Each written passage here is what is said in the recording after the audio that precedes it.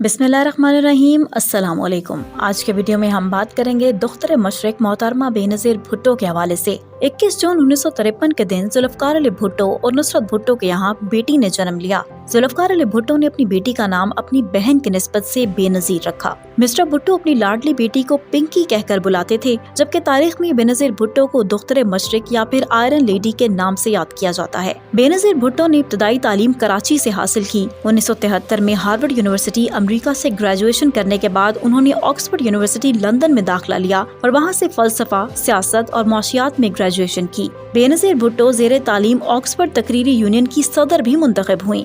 वो इस ओहदे पर मुंतखब होने वाली पहली एशियाई खातून थी। अपनी पोस्ट ग्रेजुएट स्टडीज मुकम्मल करने के बाद 1977 में वो वतन वापस लौट आईं।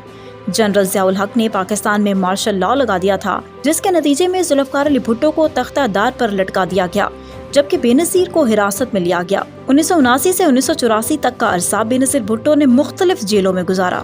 जुल्फ़िकार अली भुट्टो को फांसी हो चुकी थी और ज़ियाउल हक की हुकूमत का पूरे मुल्क में डंका बज रहा था। उस दौर में बेनज़ीर भुट्टो के लिए सियासत करना किसी अजाब से कम न था। वो अपने वालिद जुल्फ़िकार अली भुट्टो की जानशीन ठहरी और पाकिस्तान पीपल्स पार्टी की चेयरपर्सन बन गयीं। 1984 में रिहा होने के बाद वो खुद साख्ता तौर पर 2 साल के लिए जलावतन होकर इंग्लैंड चली गयीं। अगस्त 1985 में वो अपने भाई शाहनवाज भुट्टो की तदफीन के लिए वतन वापस लौटी, जिसे फ्रांस में जहर देकर हलाक किया गया था। उसके बाद अप्रैल 1986 में वतन वापसी पर लोगों ने उनका वालेहाना इस्तकबाल किया। वापसी के बाद उन्होंने पूरे पाकिस्तान में रैलियां मुनक्किद की और पाकिस्तान पीपल्स पार्टी को एक बार फिर से जिंदा कर दिया। बेनज़ीर भुट्टो के लिए सियासत कांटों की सेज थी। उस वक्त जनरल ज़ियाउल हक का सहूलतकार मीडिया बेनज़ीर भुट्टो की किरदार कुशी पर लग चुका था। बेनज़ीर भुट्टो के गैर शादीशुदा होने पर भी उनके खिलाफ प्रोपेगेंडे किए गए। उनका नाम फैसल साले हयात के साथ जोड़ा गया, सिर्फ इस वजह से कि वो एक दिन फैसल साले हयात के घर पर ठहरी थीं। तो कभी किसी दूसरे के साथ ताल्लुकात की जुबानी अखबारों की जीनत बनती रही, लेकिन फिर एक दिन तमाम इल्जामात का खात्मा हो गया। 17 फरवरी 1987 के रोज बेनज़ीर भुट्टो की शादी आसिफ अली जरदारी से हुई। वो अपने शौहर आसिफ अली जरदारी से 2 साल बड़ी थीं। पाकिस्तान में बहुत कम ऐसे सियासतदान गुजरे हैं जिनकी शादियों में अवाम ने भी शिरकत की हो। बेनज़ीर भुट्टो की शादी कई हवालों से शानदार थी। बेनज़ीर भुट्टो ने अपनी शादी को यादगार बनाने के लिए किसी भी होटल में तकरीब का इनेकाद नहीं किया, बल्कि पाकिस्तान पीपल्स पार्टी के गढ़ लियारी में निकाह किया, जो कि पाकिस्तान पीपल्स पार्टी के किसी बड़े जलसे से कम न था। स्टेज पर जिए भुट्टो के नारे भी लगते रहे। बेनज़ीर भुट्टो के निकाह की तकरीब पे उनके सियासी करियर पर बहुत मस्बत असर डाला। 17 अगस्त 1988 को भुट्टो फैमिली के सबसे बड़े मुखालिफ जनरल ज़ियाउल हक त्यारा हादसे में मारे गए। उसके एक महीने बाद 21 सितंबर 1988 को बेनज़ीर भुट्टो का बेटा बिलावल पैदा हुआ। उस वक्त जब इलेक्शन का माहौल बन चुका था और पूरे मुल्क में इंतखाबी दंगल होने को था, बेनज़ीर भुट्टो के मुखालिफिन ओछे हथकंडों का इस्तेमाल कर रहे थे।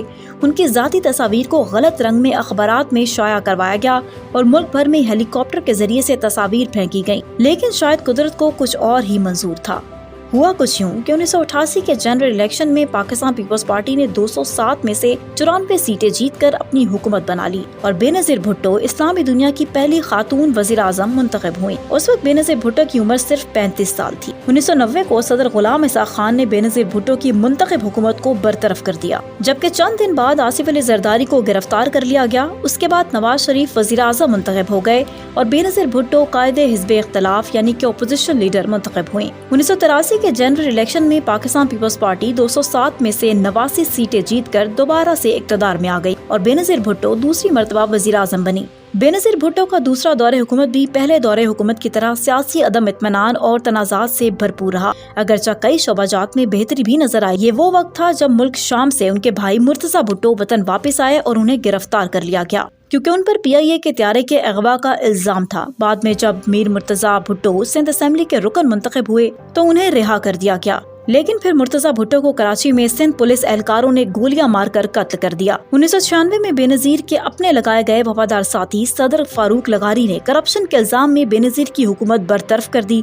आसिफ अली जरदारी 8 साल तक जेल में रहे और 1997 के जनरल इलेक्शन में पाकिस्तान पीपल्स पार्टी की कारकर्दगी बहुत खराब रही और इस तरह मुस्लिम लीग नून हुक्मरान जमात बनकर सामने आई। जनरल परवेज मुशर्रफ के इक़्तिदार में आने के बाद मोहतरमा खुद साख्ता तौर पर जलावतनी इख्तियार कर गयी और दुबई शिफ्ट हो गयी और अगले 8 साल तक मुल्क से बाहर रहीं। जब 7 साल बाद उन्होंने वतन वापसी का फैसला किया तो सबने खूब मना किया, क्योंकि उनकी जिंदगी को बहुत से खतरात भी लाक थे। 18 अक्टूबर 2007 को जब मोहतरमा बेनजीर भुट्टो एयरपोर्ट पर उतरी तो अवाम का ठाटे मारता समंदर देखकर उनकी आंखें भीग गईं। पाकिस्तानी सियासत में एक तब्दीली की फजा पैदा हो चुकी थी। 27 दिसंबर 2007 पाकिस्तान की तारीख का ऐसा दिन था जिसने पाकिस्तान की बुनियादों को हिला दिया।